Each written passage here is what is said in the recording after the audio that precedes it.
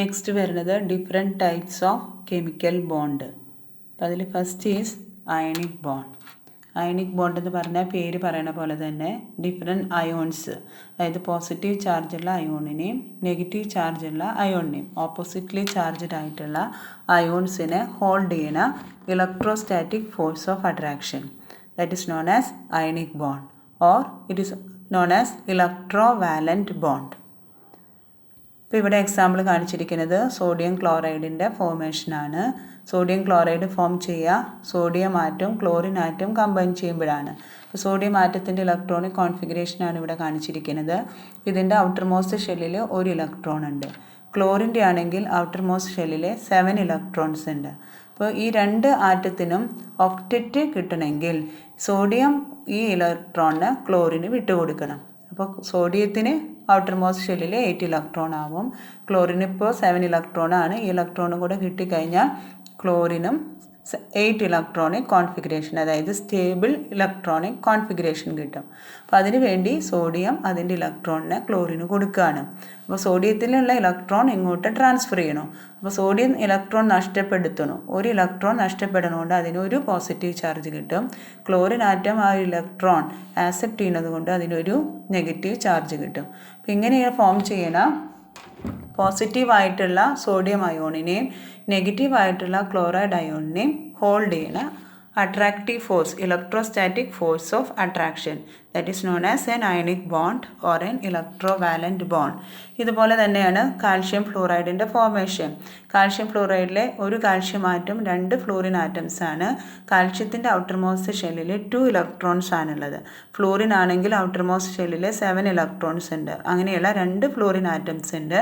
അപ്പോൾ കാൽഷ്യം ഇതിൻ്റെ outer most ഷെല്ലിലുള്ള 2 ഇലക്ട്രോൺസിൽ ഒരു ഇലക്ട്രോൺ ഒരു ഫ്ലൂറിൻ ആറ്റത്തിനും സെക്കൻഡ് ഇലക്ട്രോൺ സെക്കൻഡ് ഫ്ലൂറിൻ ആറ്റത്തിനും കൊടുക്കണം. അപ്പോൾ 2 ഇലക്ട്രോൺ കാൽഷ്യത്തിന് നഷ്ടപ്പെടണം. അതുകൊണ്ട് അതിന് 2 പോസിറ്റീവ് ചാർജ് വരണം.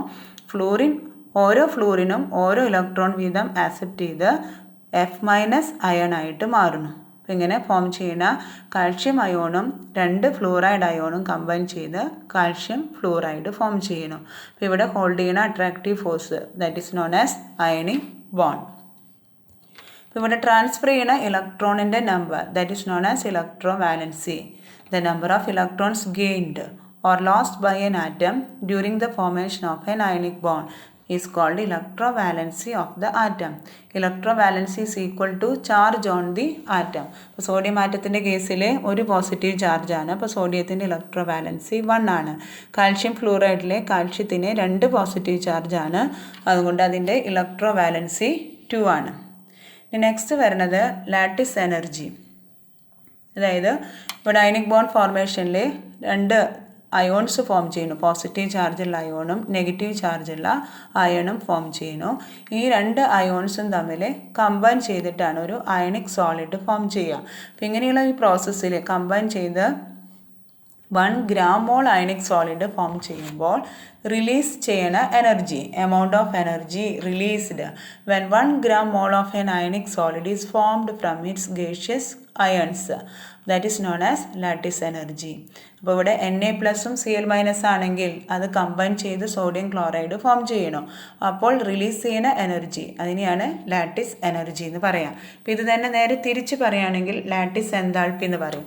അതായത് ഒരു അയണിക് സോളിഡിലുള്ള അയോൺസ് ഗേഷ്യസ് സ്റ്റേറ്റിലുള്ള അയോൺസ് ആയിട്ട് സെപ്പറേറ്റ് ചെയ്യുക. അപ്പോൾ അതിന് ബ്രേക്ക് ചെയ്യണമെങ്കിൽ കുറച്ച് എനർജി അങ്ങോട്ട് അപ്ലൈ ചെയ്യേണ്ടതായിട്ട് വരും. അപ്പോൾ the energy required to completely separate 1 mole of an ionic solid into its gaseous constituent ions. അപ്പോൾ ഇതിനെ സെപ്പറേറ്റ് ചെയ്യാൻ വേണ്ട energy, that is known as lattice എൻതാൾപ്പി.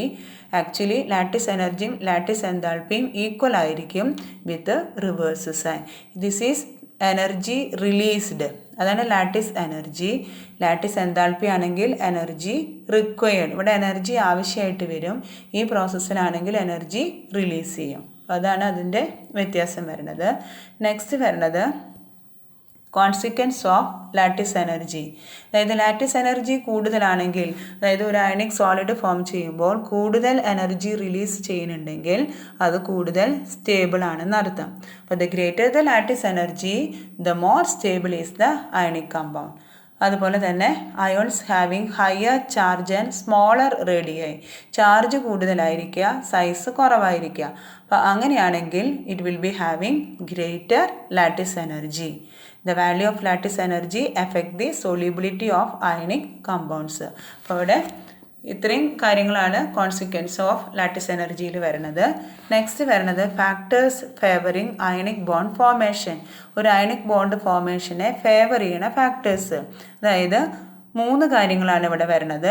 അതായത് ഇപ്പോൾ നമ്മൾ സോഡിയം ക്ലോറൈഡിൻ്റെ ഫോർമേഷൻ തന്നെ കൺസിഡർ ചെയ്യുകയാണെങ്കിൽ അവിടെ Na+ഉം Cl- ആദ്യം ഫോം ചെയ്യുന്നു. പിന്നെ Na+ഉം Cl- കൂടെ കമ്പൈൻ ചെയ്ത് സോഡിയം ക്ലോറൈഡ് ഫോം ചെയ്യുന്നു. അപ്പോൾ എത്ര ഈസി ആയി Na+ ഫോം ചെയ്യാം അത്രയും ഈസി ആയിരിക്കും അയണിക് ബോണ്ട് ഫോർമേഷൻ.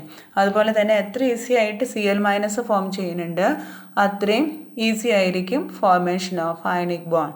ഇനി തേർഡ് ഫാക്ടർ വരുന്നത് Na+ഉം Cl- കമ്പൈൻ ചെയ്യുമ്പോൾ കുറച്ച് എനർജി റിലീസ് ചെയ്യണോ. അപ്പോൾ എത്ര കണ്ട് എനർജി റിലീസ് ചെയ്യണോ അത്രയും സ്റ്റേബിൾ ആയിരിക്കും ആ കോമ്പൗണ്ട്. അപ്പോൾ അത്രയും ഈസി ആയിട്ട് അയണിക് ബോണ്ട് ഫോം ചെയ്യാം എന്നർത്ഥം. അപ്പോൾ ഈ 3 വാല്യൂസാണ് അയണിക് ബോണ്ടിൻ്റെ ഫോർമേഷനെ ഫേവർ ചെയ്യുന്ന ഫാക്ടേഴ്സ്. അതായത് Na എന്നുള്ളത് Na+ ആവുക. അപ്പോൾ അവിടെ Na എന്നുള്ളത് Na+ ആവണമെങ്കിൽ അതിൽ നിന്ന് ഒരു ഇലക്ട്രോൺ റിമൂവ് ചെയ്യണം. അപ്പോൾ ഈ ഇലക്ട്രോൺ റിമൂവ് ചെയ്യാൻ വേണ്ട എനർജി കുറയും തോറും അതിൻ്റെ ഫോർമേഷൻ ഈസി ആയിരിക്കും. അപ്പോൾ ലോ അയണൈസേഷൻ എനർജി അല്ലെങ്കിൽ ionization enthalpy of the electropositive atom. അപ്പോൾ ലോ വാല്യൂ ആണെങ്കിൽ ഈസി ആയിട്ട് Na+ അയോൺ ഫോം ചെയ്യും എന്നർത്ഥം. അപ്പോൾ അങ്ങനെയാണെങ്കിൽ അത് അയണിക് ബോണ്ട് ഫോർമേഷനെ ഫേവർ ചെയ്യണ ഒരു ഫാക്ടറാണ്. നെക്സ്റ്റ് വരുന്നത് ഹൈ ഇലക്ട്രോൺ ഗെയിൻ എൻതാൽപ്പി അല്ലെങ്കിൽ electron affinity of the electro negative atom. ഇപ്പോൾ നമ്മൾ പറഞ്ഞ എക്സാമ്പിളിൽ ക്ലോറിൻ ആണ്. അപ്പോൾ ക്ലോറൈഡ് അയോൺ അതായത് Cl എന്നുള്ളത് Cl- അയണായിട്ട് മാറുമ്പോൾ കൂടുതൽ എനർജി റിലീസ് ചെയ്യുന്നുണ്ടെങ്കിൽ അവിടെ കൂടുതൽ ഈസി ആയിട്ട് അയണിക് ബോണ്ട് ഫോം ചെയ്യും എന്നർത്ഥം. ഇനി ലാസ്റ്റ് വരുന്ന factor high lattice energy of the ionic compound formed. അതായത് ഈ അയോൺസ് ഓപ്പോസിറ്റ് ചാർജുള്ള അയോൺസ് കമ്പൈൻ ചെയ്ത് അയണിക് സോളിഡ് ഫോം ചെയ്യുമ്പോൾ എത്ര കണ്ട് കൂടുതൽ എനർജി റിലീസ് ചെയ്യണോ അത്രയും ഈസി ആയിരിക്കും ഫോർമേഷൻ ഓഫ് അയണിക് ബോണ്ട്. അപ്പോൾ 3 ഫാക്ടേഴ്സ് വരുന്നത് low ionization energy of the electropositive atom. Second factor is high electron gain enthalpy of the electronegative atom, and third factor is high lattice energy of the compound, that is the ionic solid formed.